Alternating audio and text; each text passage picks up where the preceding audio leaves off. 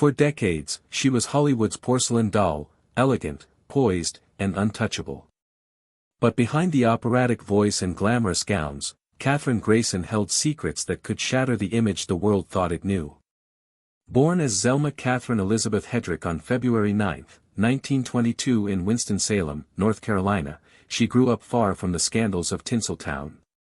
Her childhood was modest but full of warmth, anchored by a hardworking father who built homes, and a life, through sheer grit. Yet years later, when Kathryn stepped into the spotlight, so too did the rumors. Now, after a lifetime of silence, she finally breaks her silence on the scandalous affairs that once threatened to derail her career and define her legacy. What really happened behind those studio walls? The truth is more shocking than fiction. Kathryn's path to stardom wasn't born from privilege, it was carved through quiet talent and family strength. Her mother, Lillian Hedrick, née Grayson, passed down the name Kathryn would one day make famous. In the Hedrick household, discipline, faith, and the pursuit of excellence were not optional, they were expected. And that foundation would become Kathryn's anchor. When the family relocated to Kirkwood, Missouri, just outside of St. Louis, the move quietly changed the course of her life. Surrounded by a city alive with music and culture, young Kathryn was drawn to the stage like it was calling her name. Then, at just 12 years old, something extraordinary happened. Alone on an empty stage at the St. Louis Municipal Opera, she began to sing. What happened next wasn't planned, it was destiny. Her voice, pure and powerful, filled the auditorium and caught the attention of someone who realized they weren't just hearing a child, they were witnessing the birth of a star. It was a janitor at the St. Louis Municipal Opera House who first heard Kathryn's voice echo through the empty auditorium, a haunting, angelic sound that stopped him in his tracks. Realizing the rarity of what he'd just witnessed, he introduced young Kathryn to Francis Marshall, a respected vocal coach with ties to the Chicago Civic Opera. That moment would change everything. Under Marshall's expert mentorship, Kathryn's raw talent was honed into refined brilliance, setting her on the path toward an operatic future few could imagine. But Kathryn wasn't the only star in the Hedrick family. Her sister, Frances Raburn, born Mildred Hedrick, also found her place in the spotlight, becoming both a singer and actress. Their bond went beyond sisterhood, extending to the silver screen where they performed together in the 1942 musical Seven Sweethearts, a film that highlighted the powerful synergy between their talents. Though her brothers Clarence, Bud, and Harold remained out of the public eye, their unwavering support helped shape the strong, grounded woman Kathryn became. The Hedrick family wasn't just close, they were her foundation, her quiet strength, and the emotional fuel behind her rise to fame. The Hedrick family made the big decision to move to California when they were about 15 years old. California was a state full of opportunities, especially in the growing entertainment business centered in Hollywood.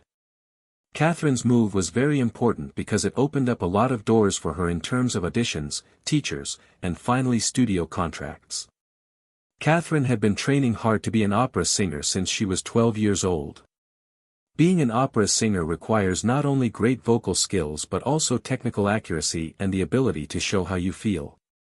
Because she worked hard to learn how to play the oboe, she was able to have a career that included both classical and popular music.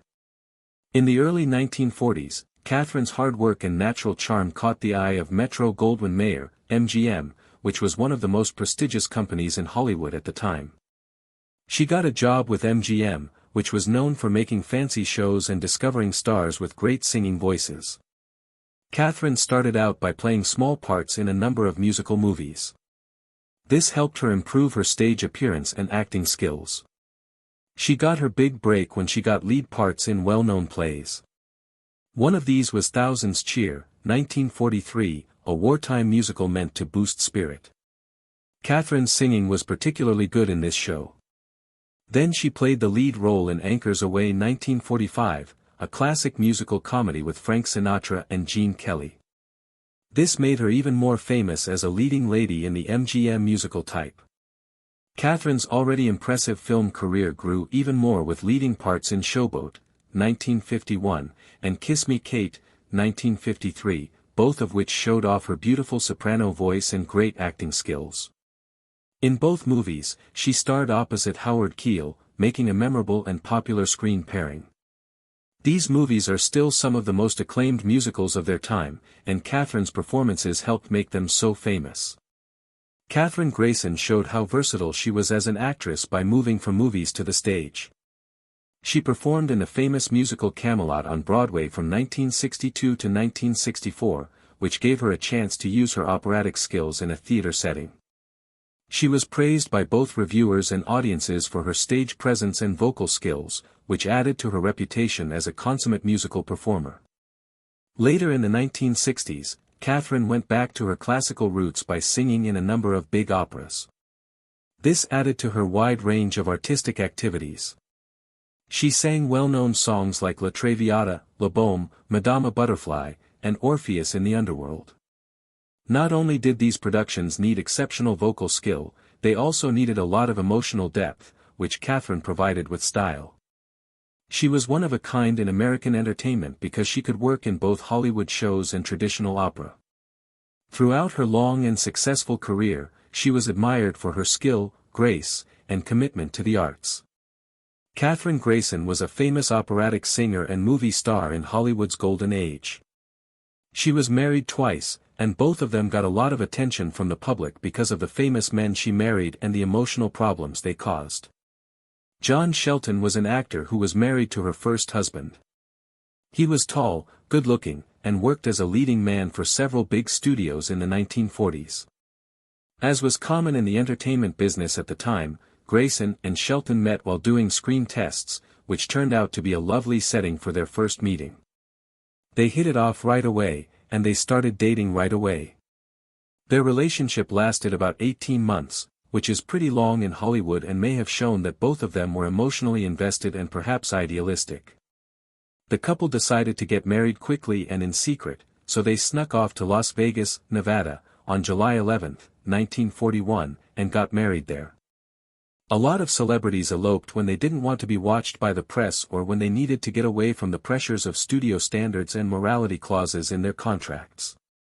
Grayson was moving up quickly at MGM at the time of their wedding, and Shelton was becoming well known in his own right. But things would go badly in the marriage. Even though they liked each other at first, their relationship was marked by big problems, mental stress, and eventually growing apart. In July 1942, only a year after they got married, Shelton moved out of the couple's Brentwood home and into his own apartment. This was the first sign that their relationship was over.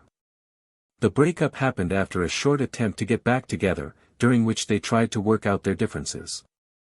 A divorce suit was filed, but at first, the judge threw it out. This meant that there was a time of uncertainty and possibly hope for a solution. However, Grayson later charged Shelton with mental cruelty, which was a common legal term used in divorce cases at the time to describe hurtful behavior, not caring about Grayson's feelings, or mental incompatibility. Their nearly 5-year marriage came to an end when they got a divorce on June 17, 1946. Soon after her first split, Grayson got married to Johnny Johnston, a famous singer and actor who had made a name for himself in both radio and movies. He was her second high-profile husband. They got married in the beautiful California town of Carmel on August 22, 1947. The place, which is known for its artistic community and beautiful shoreline, may have made her want a more peaceful and perfect start to her second marriage. Like Grayson, Johnston was good at music, and many people thought that the two of them would make a great couple in Hollywood. Two singers who share similar artistic tastes and have had great careers. But this marriage was also not meant to last. The couple's relationship got worse over the next few years. Grayson and Johnston officially ended their marriage on November 15, 1950, when they split up. A little less than a year later, on October 3, 1951, Grayson was divorced from Johnston again because he had hurt her mentally. This claim being made over and over again points to a trend in Grayson's relationships, which could mean that she is sensitive to emotional pain or having trouble dealing with the stresses of her busy career and the intense pressures of the entertainment industry. Kathryn Grayson, a soprano with a beautiful voice, kept up a perfect image for decades as the pure opera-trained star of MGM's golden age. A woman who is classy, quiet, and always does her job professionally. But behind the bright technicolor smile and perfectly balanced personality, she had a private life that was much more complicated than what the studios let the public see. There have been rumors and quiet about Grayson's relationships off-screen for years, but now shocking new information has come out. New information that challenges the long-held idea of what is good and innocent. In an honest and rare account, Grayson's private letters, interviews, and studio notes that had been buried for a long time have been found again. They hint at a series of passionate affairs with her most famous co-stars, affairs she had strongly denied or avoided throughout her life. One of the most intriguing parts of this hidden history takes place on the set of the 1945 musical Anchors Away, where Grayson played with Frank Sinatra and Gene Kelly, two of MGM's most alluring male leads. On screen, the three of them had a lot of energy, but it was what happened off-screen that got people talking in the backlit. Grayson was at the top of her game at the time. Her soprano singing was praised, and she was often cast as the sophisticated lead lady. It was said that Sinatra fell in love with Grayson's beauty and charm right away, even though he was still transitioning from Bobby soccer heartthrob to recognized actor. One person who knew her said that Frank sent her flowers every day, the kind that filled her dressing room with the smell of flowers and rumors. He wasn't sneaky. There were other people who also wanted Grayson's attention, though. Gene Kelly, who is known for being athletically graceful and having the boy-next-door charm, is said to have started flirting with Grayson, but things quickly went from being friendly to romantic. At the time, Kelly was married to actress Betsy Blair, but people who worked on the production say that he and Grayson had passionate late-night talks, secret practices, and even a few moments between takes that made it clear that they were attracted to each other. "You could cut the tension with a knife," said a former crew member. Gene and Kathryn would disappear in the middle of a scene, and no one really cared. What makes this trio even more scandalous is the tension that grew between Sinatra and Kelly, who were already known to be competing for Grayson's love. Behind the scenes, they kept up their professional behavior for the camera, but their rivalry grew, with Sinatra apparently feeling more and more envious of Kelly's relationship with the beautiful soprano. Grayson, on the other hand, kept a coy stance in public, but letters to a close friend show that she was very torn. "Frank makes me feel like a schoolgirl," she wrote in one letter. "But Gene speaks to a fire in me I didn't know was there." Even though she was emotionally involved, Grayson kept her mind on her act and never let her personal life get in the way of her work. Still, having to deal with two strong and passionate suitors while keeping her personal life secret from the company must have been very hard on her. At that time, MGM put strict moral requirements in their stars' contracts, and a public scandal could have ended their careers in an instant. Grayson knew how important it was. She wasn't just being quiet out of respect. "I had to stay alive." In later years, Grayson would only talk about the event in a vague way, loving both guys but being careful around them. It wasn't until years after her retirement that near pals discovered she had defined at length as one of the most interesting and terrifying of my existence. Whether or not she in the end selected one man over the alternative stays a mystery, one she took together with her to the grave. However, in breaking her silence, however subtly, via her writings and confidences, Kathryn Grayson has given a new dimension to her legacy. That of a female who, even in Hollywood's golden age of phantasm, dared to stay in love on her very own phrases, if handiest inside the shadows. In keeping with her longtime personal secretary, Kathryn Grayson exceeded away peacefully in her sleep at her home in La, California on February 17, 2010.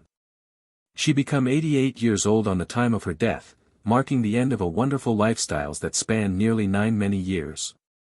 Her passing changed into serene and without suffering, bringing a gentle close to the life of a girl who had once dazzled millions with her airy soprano voice, display screen presence, and beauty. Grayson were living quietly in her later years, largely removed from the spotlight she had as soon as so gracefully commanded for the duration of the golden age of MGM musicals. Even though she had stepped far away from the limelight, her legacy remained firmly intact, cherished by way of enthusiasts of classic Hollywood cinema and fanatics of operatic track alike. Her secretary, who had worked intently together with her for many years, and had become both a trusted assistant and buddy, mentioned that Grayson had remained sharp, gracious, and dignified to the very quit. In her final days, she reportedly meditated fondly on her profession, her time running along legends along with Mario Lanza, Frank Sinatra, and Gene Kelly, and her enduring love for the tune that had given her a lifelong motive. Grayson's demise marked the passing of one of the final icons of a bygone era. A time while Hollywood musicals reigned splendid and stars like her represented the top of poise and vocal perfection. Her domestic in Los Angeles, packed with mementos of her film profession, framed photos with fellow celebrities and loved memorabilia from her operatic performances, served as a quiet sanctuary wherein she had loved the final bankruptcy of her existence with dignity and beauty. Though the arena had not visible her on display screen in a long time, her reminiscence lived on via the timeless movies she left behind, which include Showboat, Kiss Me Kate, and Anchors Aweigh. Each a lasting testament to her first-rate talent. The news of her passing became met with tributes from lovers and historians around the globe, all recognizing her specific contribution to American amusement history. Her demise, even as peaceful, became deeply felt via those who had popular her, considering that her heyday within the 1940s and 1950s, and specifically via those lucky sufficient to realize her an individual. A lady remembered now not only for her vocal brilliance but also for her warm temperature, wit and humility.